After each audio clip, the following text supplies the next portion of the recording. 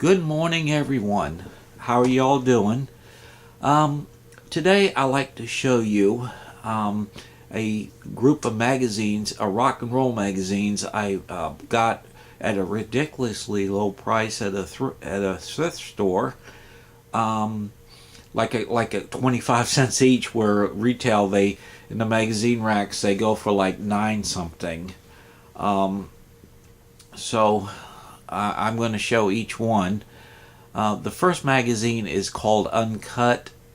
I think it's European base, and as you can see, we got the Allman Brothers, Rambling Man, their epic adventure of Southern rock first family 40th anniversary special.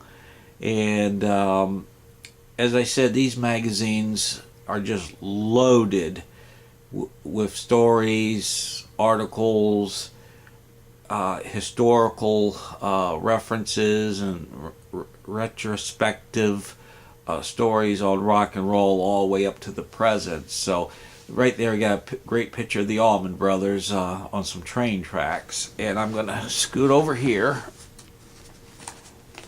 There we go. Another Uncut with Keith Richards. Charlie, Bill, Mick returns to exile on Main Street. And this issue came out about the time the Stones reissued Exile on Main Street in various formats, vinyl, CD, the whole works with extra tracks and digital makeover. So this issue featured an article about that great album. I'm gonna move kind of fast. Oh, that's for my brother. 1956 Yankee Yearbook. Q magazines, and this issue is 20th anniversary special, like the greatest artists of all times. Oh, Q magazine. This is the one I'm really interested in. The Beatles' hottest young band 50th anniversary special. And these magazines are just incredible. 124 album reviews, as you can see down there. Unseen pics and untold tales of the fame, the fallout, and fabness.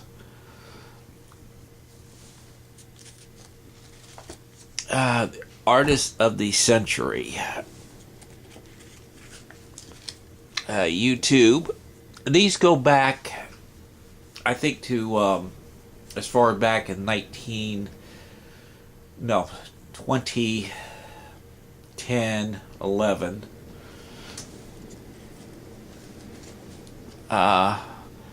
Perfect playlist for ever occasion. The Killers. Noel of Oasis. Mojo, another picture of Keith. Anniversary. Mick would be nowhere without me. Keith Richards. And this is dated September 27. So they go back a little bit.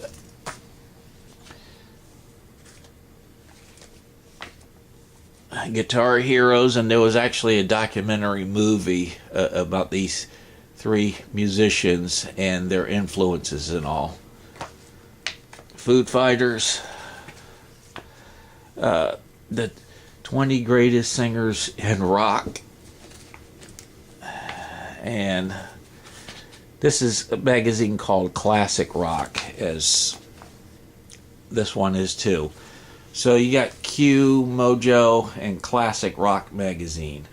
And as I said, these magazines, they retail on the newsstands for like 9 something. I got them for like a quarter each. And what's so cool is if I have a doctor's appointment, dentist appointment, usually there's boring magazines. I just grab a couple of these for my appointment, and I have something interesting to read. So this was quite a good find here, and to make things more interesting, give me a moment to plump them up.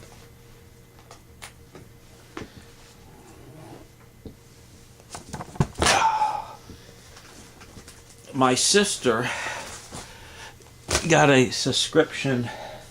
She was given a subscription to Rollingstone Magazine that she didn't want. So she's been giving them to me.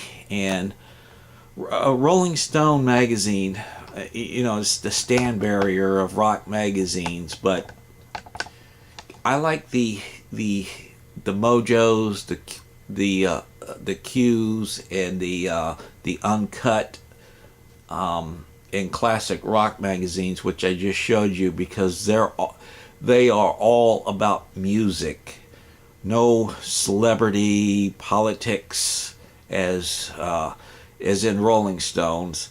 But Rolling Stone still has some good articles, good reviews on music. So while I don't buy issues off the newsstand, I will buy them if I see them at garage sales or thrift stores. But anyway, this stack here is most of the ones she gave me. There's a few in there I brought at thrift stores. So we're just going to run through. This is like the 50th anniversary issue. Here's one that's not even open yet.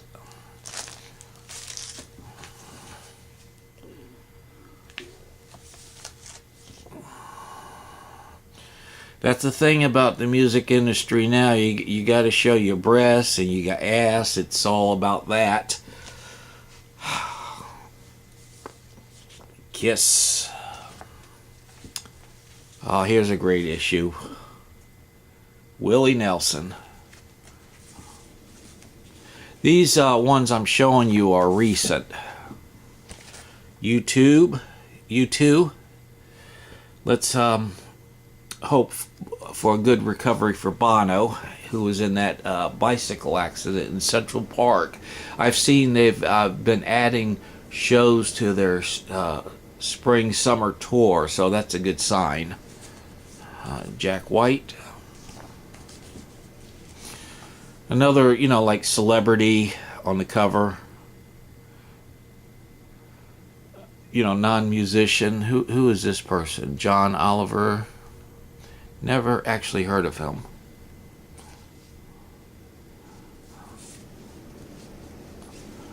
Oh yes, Obama.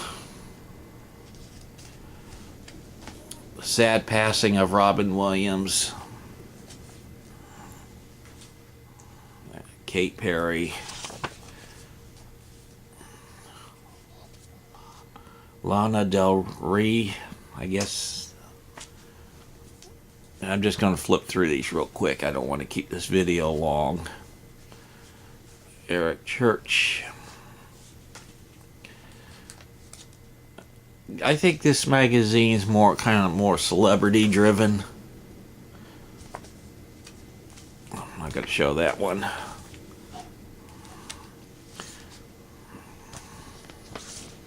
Taylor Swift.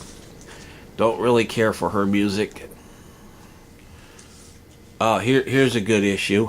Dark Side of the Moon. Roger Waters and David Gilmour on the making of the biggest album of all time and the feud that tore them apart.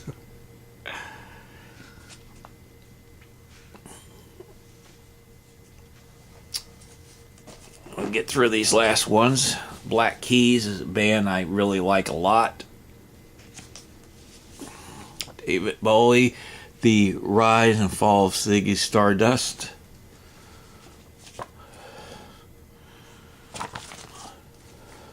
Oh, this was a controversial issue right here. The Boston bomber, and there was a lot of criticism of putting him on the cover, like glamorizing him like a rock star. and I don't think they should have done that. But I'm just going to keep this issue as just a something controversial, and just keep it tucked away. I think it's despicable. So, people who do things like that, and especially putting them on the cover and not a looks like a not in the content of the news story of what happened, but kind of glamorizing them. I don't know who that is. Radiohead.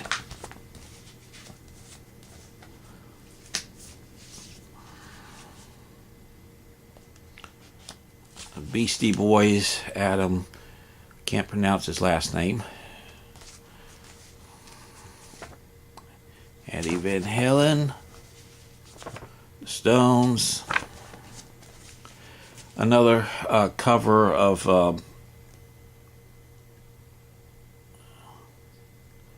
the making of Exile on Main Street.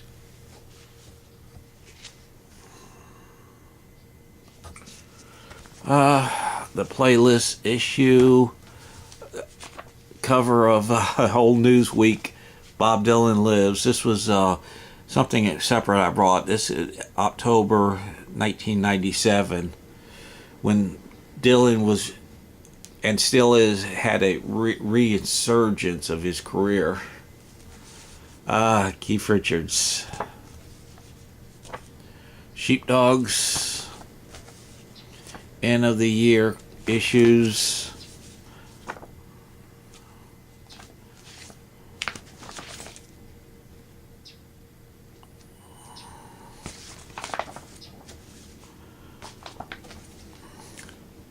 George Harrison. John Stewart. And this is why I don't buy Rolling Stone, because too much coverage of the celebrities. If I buy a rock magazine, I want rock and roll. Okay, so there it is. A lot of reading, a lot of materials to take over to the doctor's office. So thank you for watching, and I welcome your comments. Thank you. Bye-bye.